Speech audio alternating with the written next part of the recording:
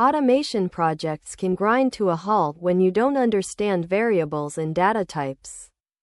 RPA variables store and manipulate data, making them crucial for efficient automation.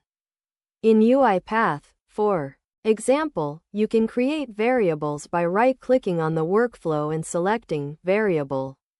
You can choose from several data types, including string, integer, and boolean.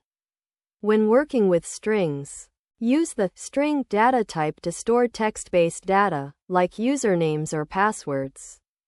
For numerical data, like invoice amounts, use the integer or double data type. Boolean variables are perfect for storing true or false values, like a checkbox status. Mastering RPA variables and data types is key to building robust automation workflows. Subscribe to AutoTube for more RPA tutorials and tips, and in our next video, we'll explore how to use variables with automation loops.